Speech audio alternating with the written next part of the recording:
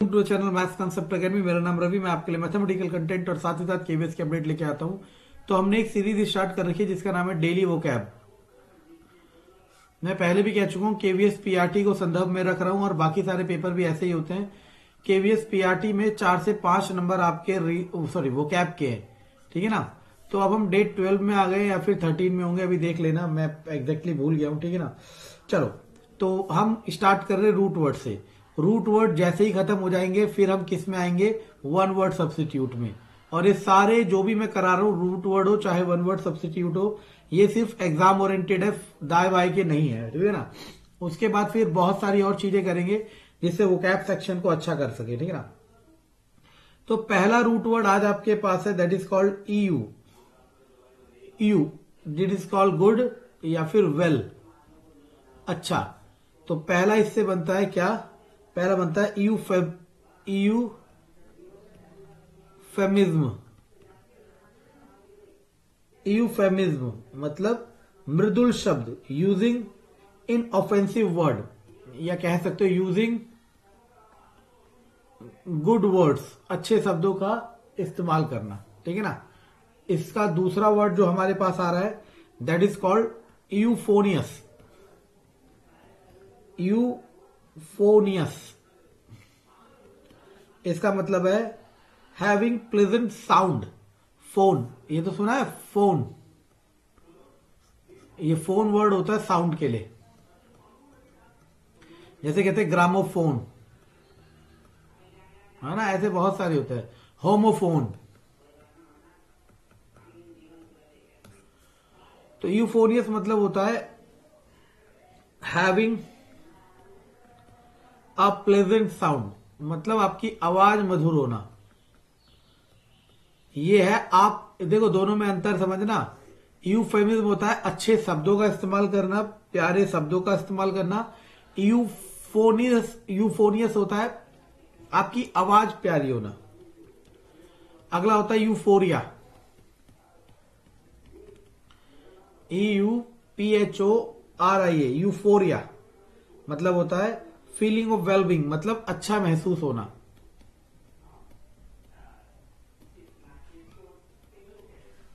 अच्छा महसूस होना।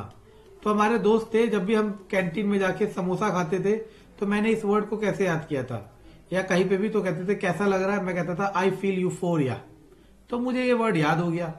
मैं बार बार कह रहा हूं वो कैब याद करने का, चाहे कोई टीचर हो, मैं नहीं, मैं तो बहुत छोटी चीज हूं, चाहे कितने बड़े हो, कितने बड़े मतलब कितने बड़े भी हो, चाहे कितने लोगों को पढ़ा रहे हो, वो कैब याद करने का सबका एक ही मूल मंत्र है, दैट इज आपको उन्हें अपनी डेली लाइफ में इन्वॉल्व करना है, ठीक है ना, शब्दों को। चलो, अगला रूट वर्ड आता है EX, एक्स, इसे कहते हैं आउट। आउट पहला आता है एग्जगवेट, मतलब होता है to dig out, to dig out. और इसका मतलब होता है अनअर्थ, मतलब खोद के बाहर निकालना। दूसरा एक्सेल, देखो ये आप हो, जब आप सांस अंदर लेते हो उसे कहते हो इनहेल, और जब सांस बाहर छोड़ते हो तो उसे कहते हैं एक्सेल। हम कभी कभी इनहेल एक्सेल को रेस्पायरेशन से लिंक कर देते हैं, वो अलग चीज होती है। एक्सेल का मतलब होता है, एक्सेल का मतलब होता है to breathe out, to breathe out. Third one is extract, पता तो है ना, एक्सट्रैक्ट का मतलब क्या होता है, टू पुल आउट, अलग करना, टू पुल आउट, अलग करना।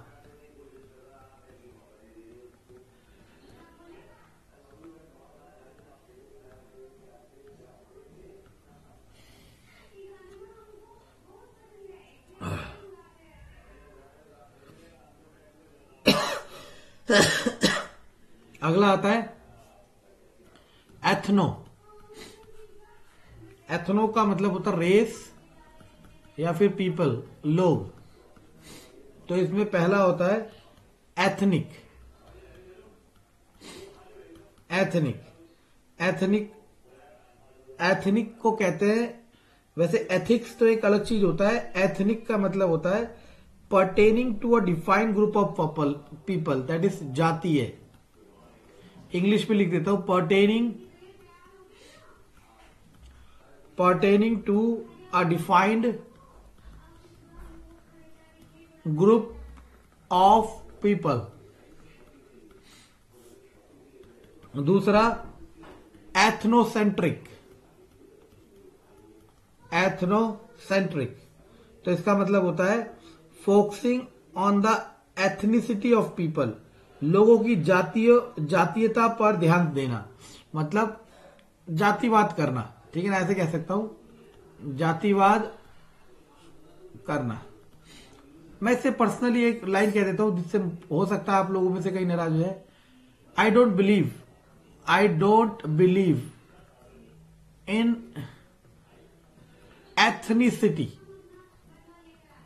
मैं इस बात पे बिल्कुल भी यकीन नहीं करता कि अगर आप किसी कास्ट के हो तो महान हो या किसी कास्ट के हो तो छोटे हो, ठीक है ना।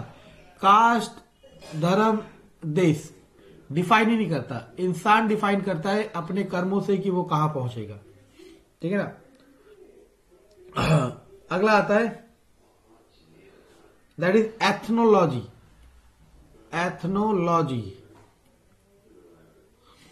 एथनोलॉजी का मतलब होता है जातीय विज्ञान। देखो, एथनो मतलब जातीय, रेस पीपल, लॉजी मतलब स्टडी, जैसे कहते हैं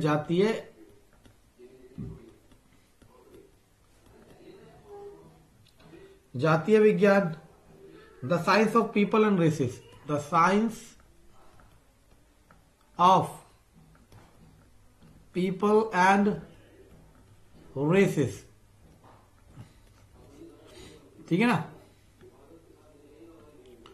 चलो, मैं होमवर्क बीच में पता क्यों देता हूं, ताकि मुझे एक्चुअल में ये पता चल पाए कि कितने लोग एक्चुअली में मेरे लेक्चर्स को सुन रहे हैं या फिर वो पार्टिसिपेट कर रहे हैं, ठीक है ना। होमवर्क का बना देता हूं कॉलम, याद आते रहेंगे, लिखता रहूंगा। अब अगला रूट वर्ड जो आपके पास आता है वो आता है डर्मा, इसे कहते हैं स्किन और कहते हैं त्वचा। तो पहला आता है डर्माटोलॉजिस्ट।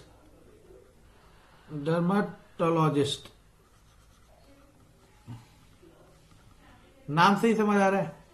चलो, हम एक और कॉलम बता देते हैं, डॉक्टर्स के बारे में पढ़ते हैं। आज हम ये भी पढ़ेंगे, ठीक है ना, नई चीज। पहले डर्माटोलॉजिस्ट बता दो। डर्माटोलॉजिस्ट होता है स्किन का डॉक्टर।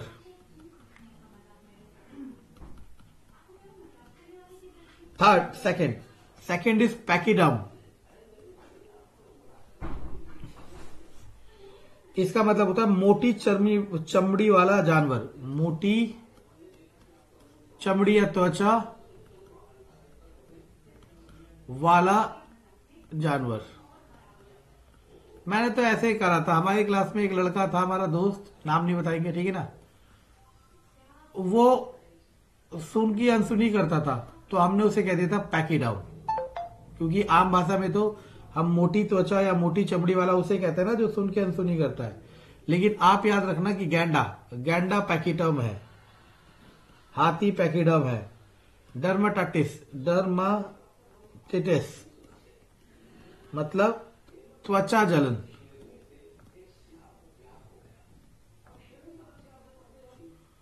समझ आया? चलो,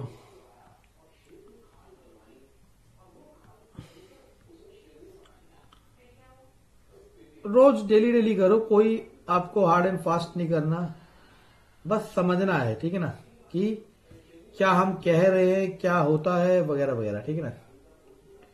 चलो, अब हम कुछ होमवर्क्स की तरफ बढ़ते हैं। तो पहला आपके पास आता हाइड्रोलिक।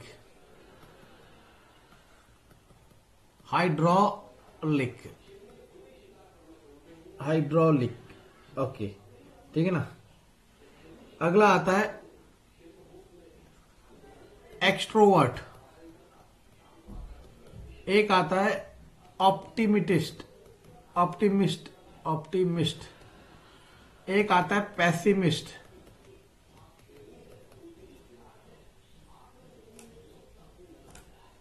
और एक आता है मैलेडिक्शन, एक आता है बेनेडिक्शन,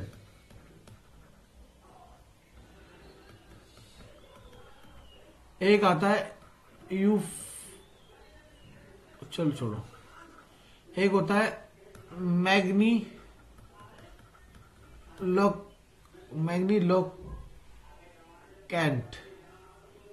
शायद मैग्नीलोकेंट।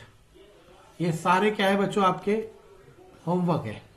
अब हम इस सीरीज को और क्रिएटिव बनाने जा रहे हैं। जो मेरे पास एक बुक थी जिसको मैंने कहा था गुमनाम बुक, क्योंकि ऐसा होता है ना कभी कभी, ये जब आई थी बुक, जब मैं IAS मतलब यूपीएससी की तैयारी कर रहा था, तब मैंने बुक, हमारे जो सेंटर थे हौज खास कालू सराय, वहां मुझे मिली थी ये कभी कभी बच्चे ही बना देते हैं और बहुत लाजवाब चीज थी। तो मैं इसको फोटो डालने में बिलीव इसलिए नहीं कर रहा क्योंकि इसमें कई चीजें कंट्रोवर्शियल है धर्म के नाम पे। हालांकि उसने, बच्चे ने धर्म के नाम से नहीं लिखा, लेकिन उसने मजाक हो, चाहे लड़ाई हो, चाहे सीरियस हो, जो बना सकता था पर्सनल लेवल पे बनाया और बहुत कारगर रहा, हमें तो बहुत याद हुआ। तो अब हम इस गुमनाम सीरीज के डेली कल से 10 वर्ड भी ऐड करेंगे इस वोकैब सीरीज में, ठीक है ना। तो देखते हैं आप लोगों को कितना प्यार मिलता है। चैनल को लाइक करें, सब्सक्राइब करें, शेयर करें। Thank you.